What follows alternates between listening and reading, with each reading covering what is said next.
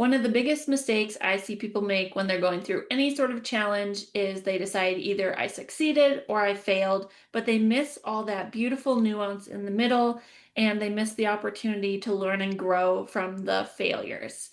So today I'm going to be taking you through my evaluation process to help you celebrate what went well and learn from what didn't go so well for your digital detox day. So let's get into it.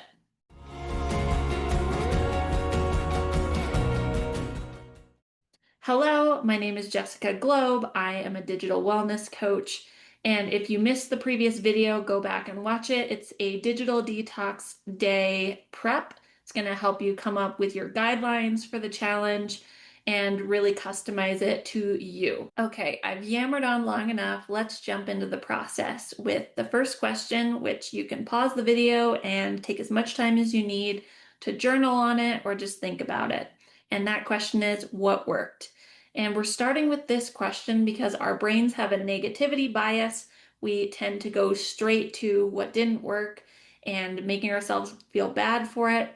So this is an opportunity to start with what went well so that you can celebrate it, feel good about it, and hopefully go into the learning opportunities feeling a little bit more grounded in yourself without going straight into shame. And if you're thinking to yourself, nothing went well, I didn't reach my goal, then I encourage you to look deeper.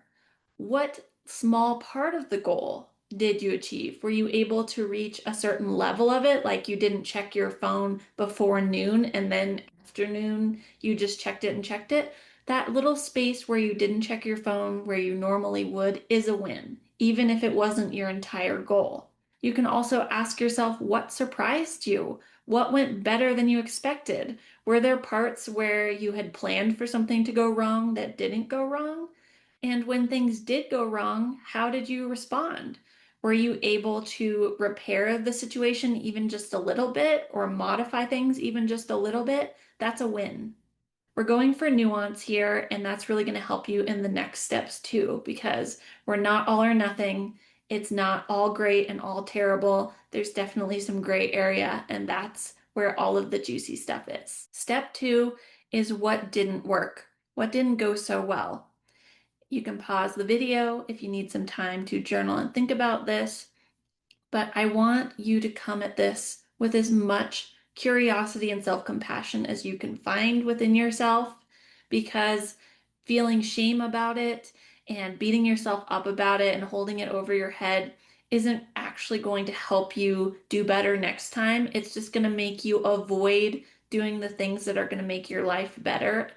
And I really want to encourage you that even if things didn't work out this time, they can work better next time because you have this information that you can look back on and learn from. Before we move on to the final step, I just want to let you know that I'm offering some 15-minute focus evaluation calls to help you with any part of this process where you feel stuck. If it's really hard for you to celebrate yourself and find things that did work, then I'd love to support you and ask questions and hold space for that. If you have a hard time looking at the challenges you faced without being really hard on yourself, I'd love to help you with that. Or if you're having a hard time coming up with solutions for the challenges in the next step, then I'd love to brainstorm with you as well. So you can schedule one of those calls. Now let's move on to question three, which is what will I do differently next time? And I want you to answer this question specifically for each of the challenges you listed in step two. And I want you to let yourself freely brainstorm. Just let yourself go completely wild with this. Come up with abstract, ridiculous solutions that you could use to overcome the challenges that you faced. If this feels hard for you, like I said, you can schedule a 15-minute focus call with me, or you could even turn to AI and ask it to do some out-of-the-box brainstorming with you.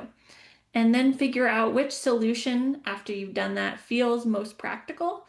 And you can circle it, underline it, or create a new list of the things you could do differently next time. Maybe it was just that your goal was too big. Maybe the timing wasn't correct, or there were some external circumstances that made it difficult for you. By having a plan for next time, you've set yourself up to succeed in a little bit bigger way. So it's like taking these baby steps towards what you really want, and you're getting to know yourself better. I want to tell you a story about a failure that was actually a really good thing to hopefully make you feel a little better about this process. So, back on probably my second or third digital detox, I can't remember. It was very early on when I started doing my 30-day annual detox. I had a rule to not check realtor.com at all for those 30 days. I found myself perpetually checking the app, refreshing it constantly throughout the day, and it was just making me feel really bad about myself because I live in a higher cost of living area and I was getting worried that I wasn't going to be able to afford to live in a house or to be able to move out of my condo. I wasn't achieving my goal of finding somewhere else to live. I was just comparing myself to other people and feeling really bad that I couldn't afford things. Toward the end of the 30 days, I had this urge to check, but it wasn't coming from that same place of lack and feeling sorry for myself. Instead, it was coming from this inner curiosity and feeling that maybe I could figure this out. Maybe there was something that would work. And so I could tell that things were different. So I decided to check the app, and lo and behold, I saw this house that I live in now, that I've lived in for probably 6.5 years at this point. And it was such an amazing thing to be able to afford a house, to be able to move out of that condo. And it wouldn't have happened if I hadn't checked during my 30-day digital detox because this house sold very quickly since it was very low income compared to a lot of the other houses. So sometimes you're going to break your own rules and you have to just be curious of why. Maybe you have good reasons for it. Mine were emotionally driven, but all decisions come down to emotions, as much as we may not want to admit it.